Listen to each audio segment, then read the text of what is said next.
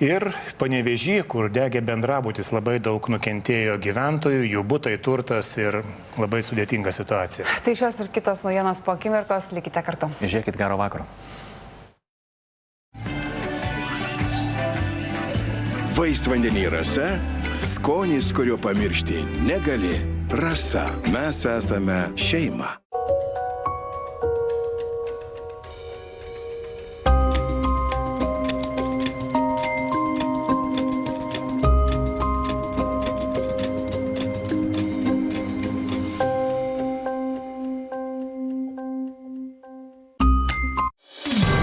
Labas vakaras, LNK žiniuose trečiadienio įvykiai ir naujienos kviečiame žiūrėti. Aš Gintaras Deksnys. Ir aš Šarūnas Mazlas su sporto žiniomis. Pirmiausia, laidos santrauka. Nepaisant augančių grėsmių nacionaliniam saugumui, valdantieji nusprendė smaugti Valstybės saugumo departamentą. Seimas skelbia, kad saugumiečiai dirbo neskaidriai, jų vadams siūlo trauktis ir užuot didinus žvalgybos finansavimą, siūlo jį mažinti. Tai tada gal ir nemeluokim, kad mūsų prioritetas yra gynyba ir saugumas, nes, jis toks truputį su trūkumais.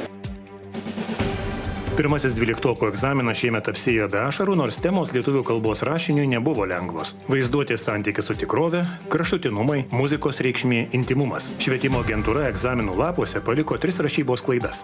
Temas buvo visai neblogas, pasirinkau intimumo temą. Ganėtinai komplikuotas buvo iš tikrųjų temas. Zelenskis netrukus susitiks su Baidenu net 2 kartus, bet ne Ukrainos taikos konferencijoje Šveicarijoje. Vietoj Baideno į ją vyks viceprezidentė.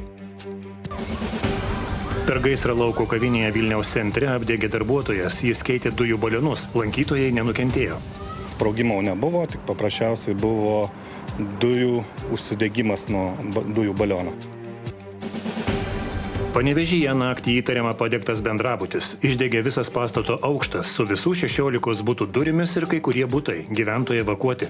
Galite, sako, vis Panevėžys girdėjo, kaip aš reikėjo, iš paskutinių jėgų. Buvo iš gaisrinės atėjęs, sakė, apžiūrėjo, tai kad padegimas yra. Tarp šalies ministrų plinta virusas. Užsikrečia vienas nuo kito, sakydami žiekit. Įtariamas užkrato židinys premjerė Ingrida Šimonytė. Žiūrėkit.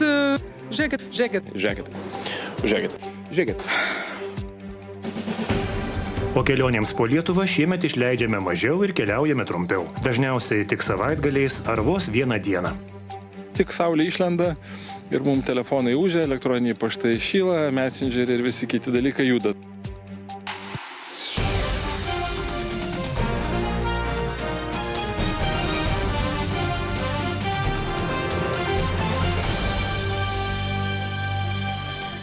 Daugėjant su Rusija siejamų padegimų, sprogimų ar kitų atakų, Lenkija didina finansavimą žvalgybai.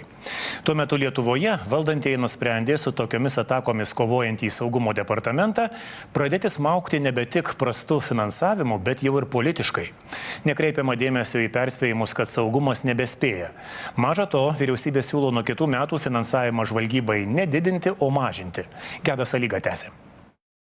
Vakar valdantieji savo balsais paskelbė, esą prezidentas Nausėda pažeidžiamas, atsisakydamas liudyti pranešėjo komisijoje sulaužė priesaiką, nors kai kurių teisininkų vertinimais patys valdantieji prasilenkė su konstitucija. Tai čia yra konstitucinės teisės abėcėlė, negali atsirasti Seimo akte. Jinai iš principo negali atsirasti Seimo akte, jeigu prieš tai nebuvo padarytas atitinkamas teisinis konstatavimas. O tokį dalyką teisiškai gali konstatuoti tik tai Konstitucinis teismas. Kritikuojama ir kita vakar patvirtinta